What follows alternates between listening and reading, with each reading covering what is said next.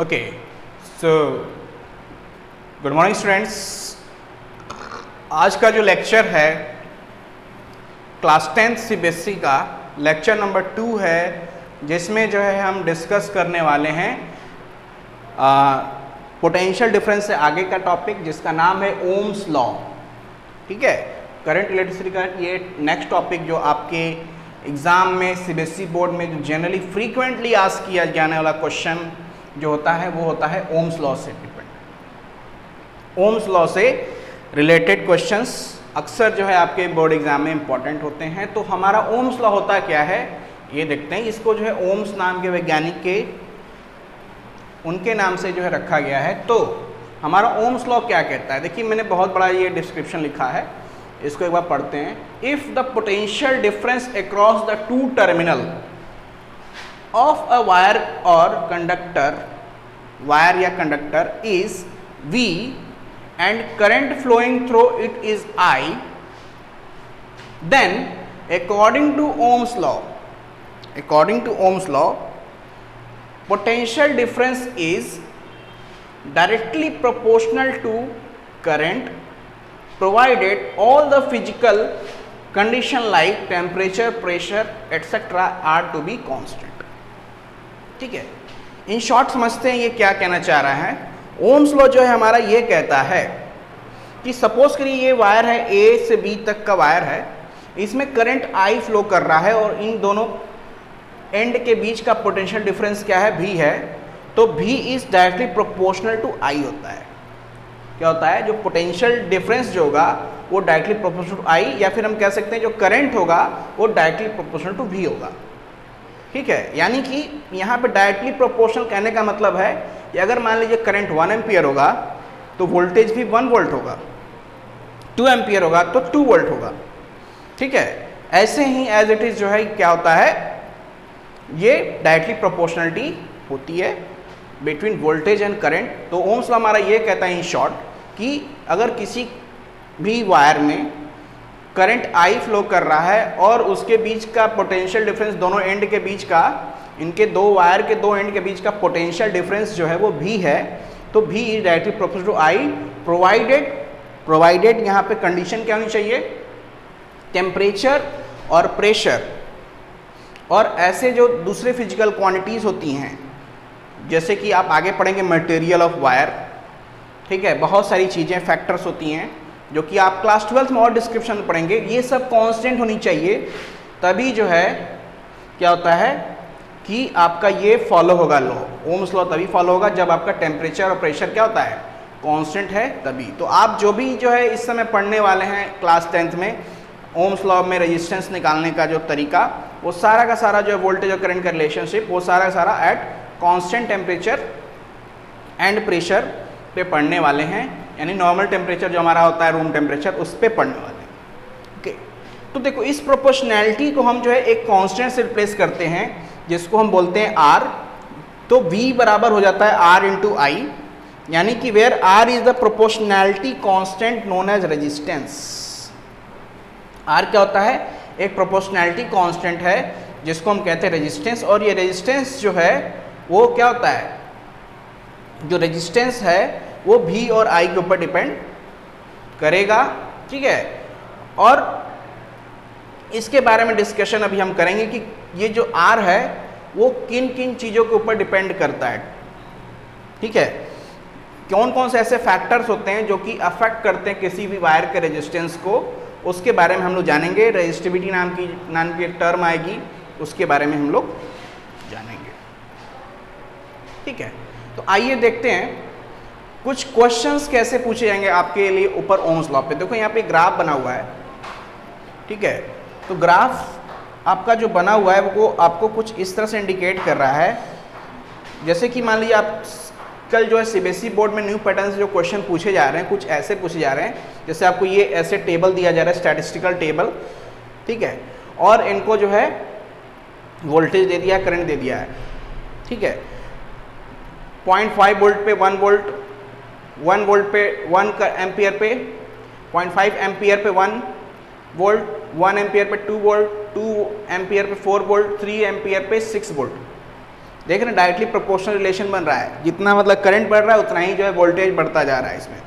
तो इसमें क्या कह रहा है, ये जो है क्वेश्चन ऐसे दे देंगे और कहेगा कि बताइए ये ओम्स लॉ वेरीफाई हो रहा है कि नहीं, ओम्स लॉ फॉलो करा नहीं, या फिर इसमें कौन सा लॉ फॉलो हो रहा है इस सिचुएशन में, वो पूछता है आपसे।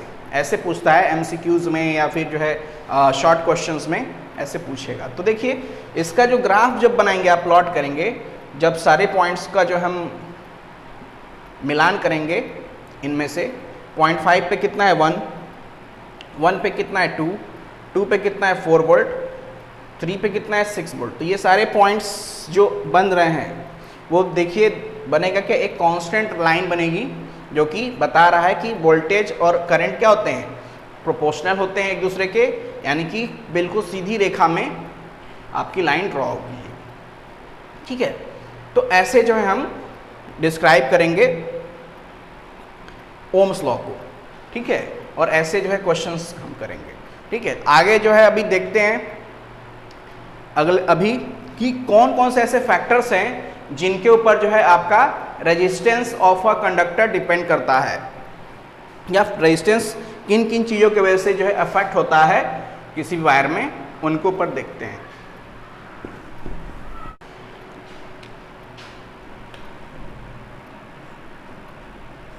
फैक्टर्स अफेक्टिंग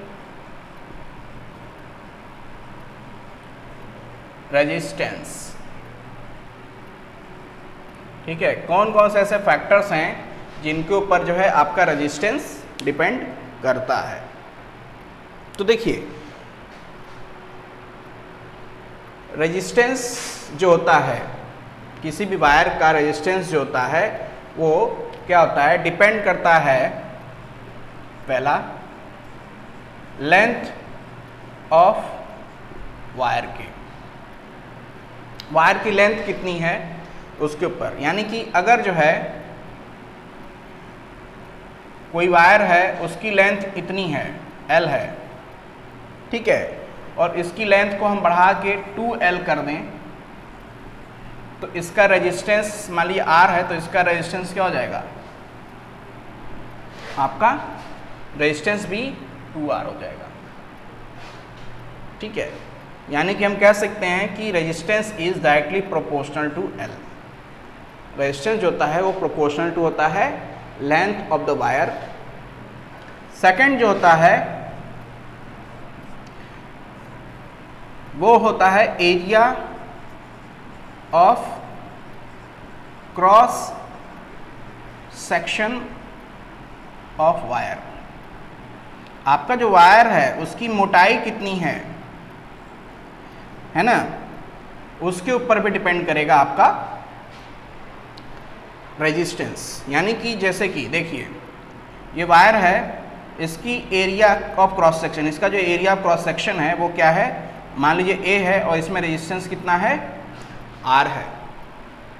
ठीक है, रेजिस्टेंस क्या है, R है।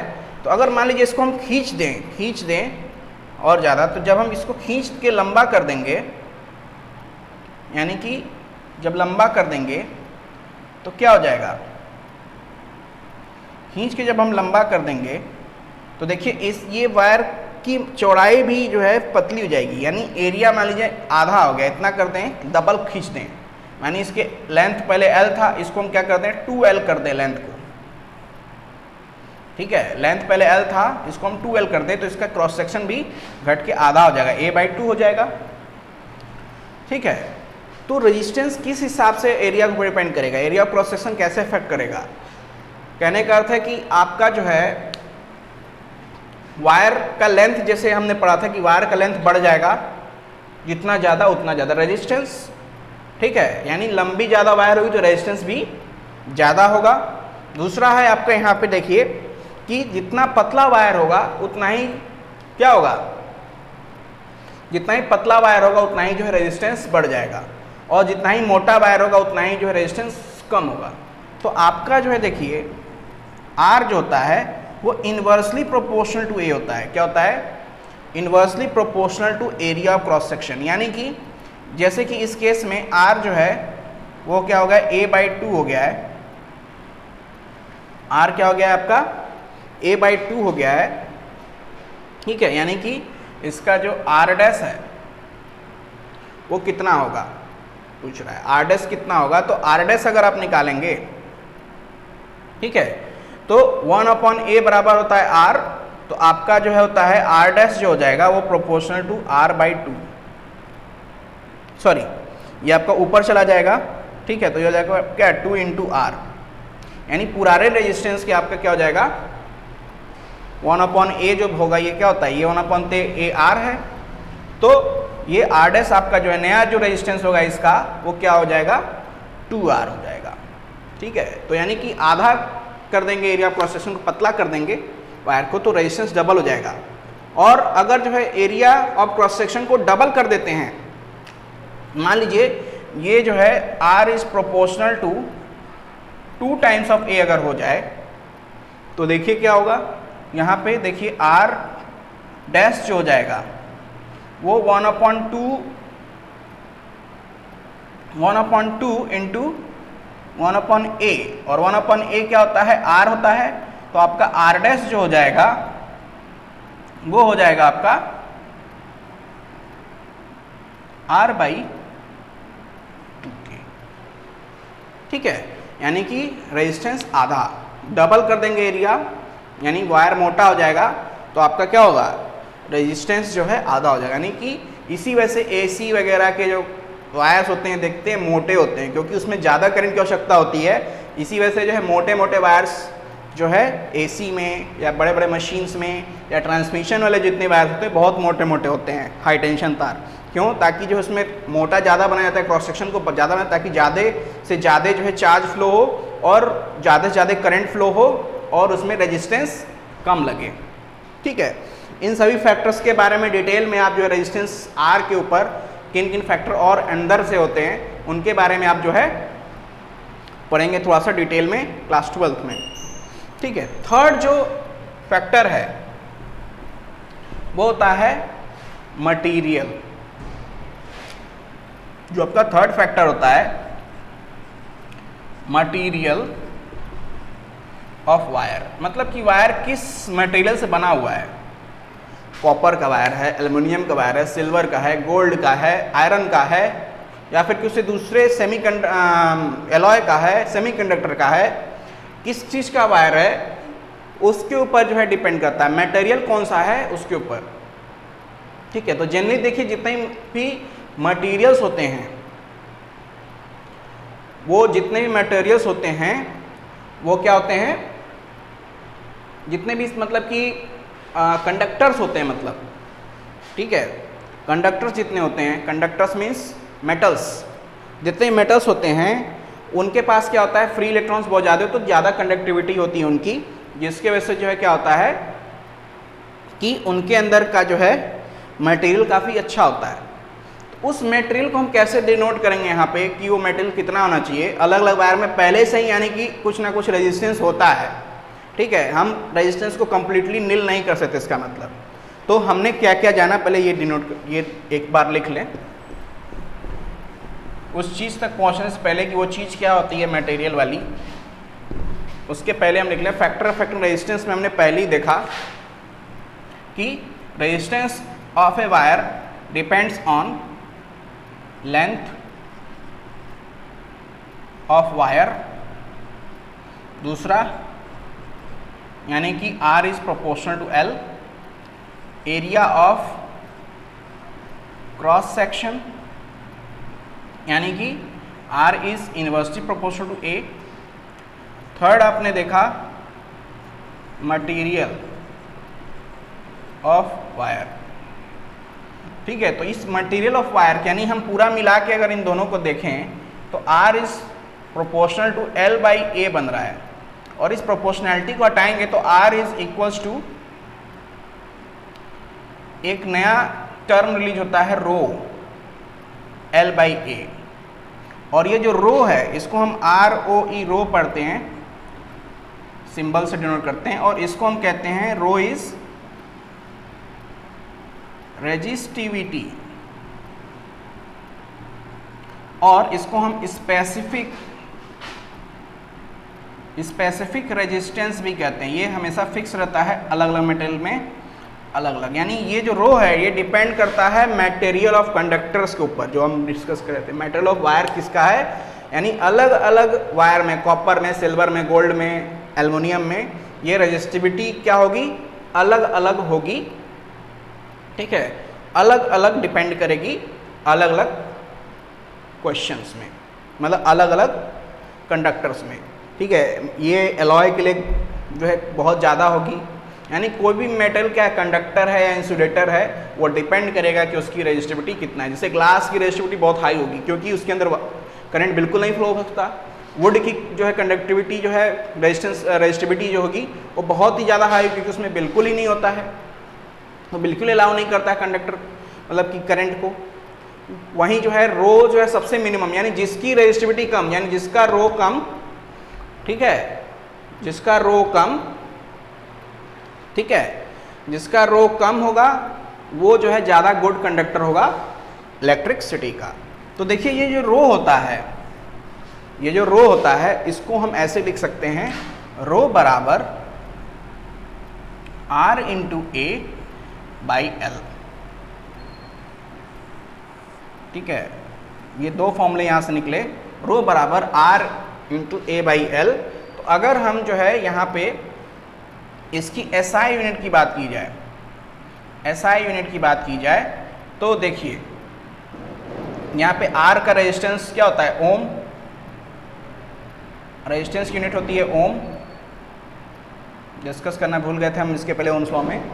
रेजिस्टेंस की यूनिट होती है ओम, और एरिया क्या होता है, एरिया का होता है मीटर स्क्वायर, और ये L का होता है मीटर। तो मीटर से 1 मीटर खत्म, तो आपका बचेगा क्या, ओम मीटर। यानी कि इसका जो SI यूनिट होगा क्या होगा, ओम मीटर, यानी इसको ऐसे भी नोट करते हैं सिंबल से, ओम मीटर। तो रेजिस्टेंस, रेजिस्टिविटी का SI यूनिट होगा ओम मीटर।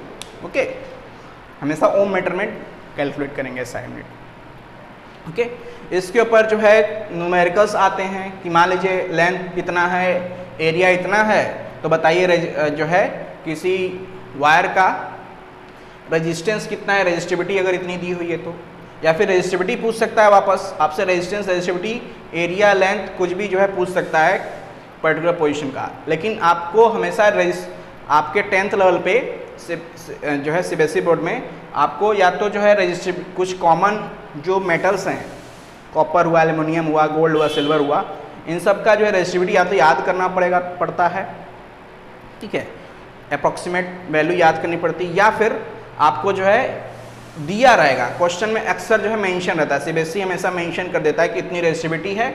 अगर आपको रेजिस्टेंस, एरिया, लेंथ निकालनी है, तो अगर रो निकालना है तो उसके लिए जो है रेजिस्टेंस, एरिया और लेंथ दिया रहेगा, आपको जो है निकालना है डायरेक्टली, मतलब कि रो क्या है, मतलब रो, उसमें सीधे रो पूछा रहेगा कि रो क्या निकालना है, तो उसमें रेजिस्टेंस, एरिया, लेंथ से ही आपका काम चल जाएगा।